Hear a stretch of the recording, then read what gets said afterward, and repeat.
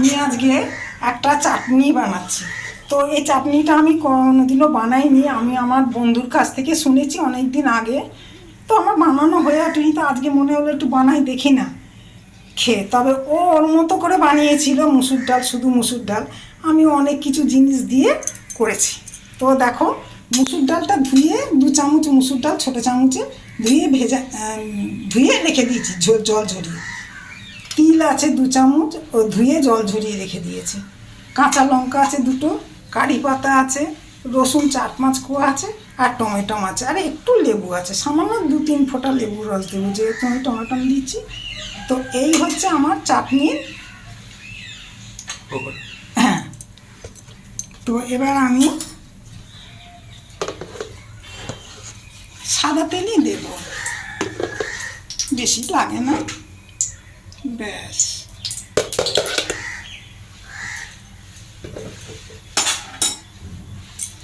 দেওয়ার পরে আমি মুসুর ডালটা আগে দিয়ে দেব।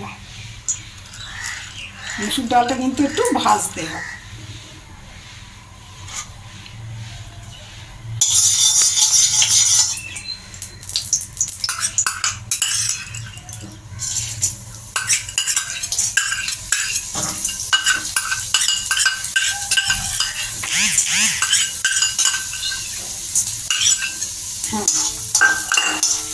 এর সাথে কারি পাতাটাও দিয়ে দেবো, সবগুলোই ভাজা হয়ে যাবে।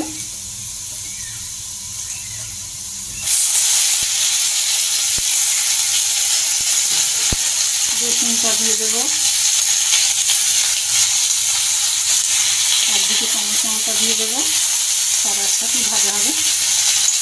আর তিলটা আমার শুকনো কড়াইতে একটু অল্প ভেজে নিয়ে আমি ওটা দিয়ে রেখে দিয়েছি।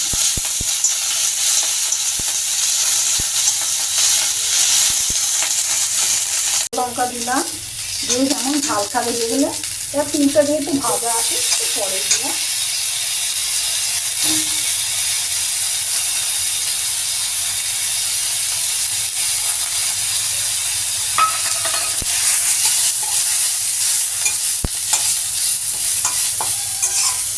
দেখো সব ভালো ভাজা হয়ে গেছে।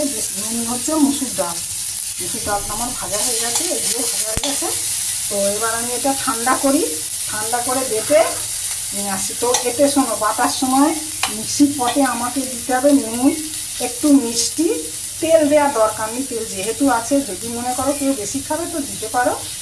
তো নুন আর মিষ্টি দেবো, দিয়ে একসাথে দিয়ে আমি মিক্সিতে পেস্ট করে নিয়ে আসছি। হয়ে গেছে আমার চাটনিটা বাটা। এবারে আমি অল্প 2-4 ফোঁটা লেবু দিয়ে দেবো,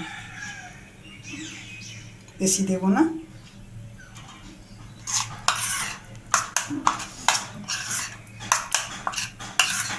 এবারে দেখো, চাটনি বানাও, খাও। এই হয়ে গেল আমার মুসুর ডালের চাটনি। তো কি কি দিয়েছি তোমরা শুনলে, কারি পাতা, রসুন, টমেটো, কাঁচা লঙ্কা, লেবুর রস, আর লাস্টে লেবুর রস দিলাম, আর একটু চিনি দিয়েছি। নুন চিনি তো লাগবেই, একটু চিনি দিতে হবে। তো এরমভাবে বানাও, আশা করি ভালো লাগবে। গরম ভাতের সাথে খাও, রুটির সাথে খাও। আমি প্রথম বানালাম, তবে মনে হচ্ছে বেশ টেস্টি হবে।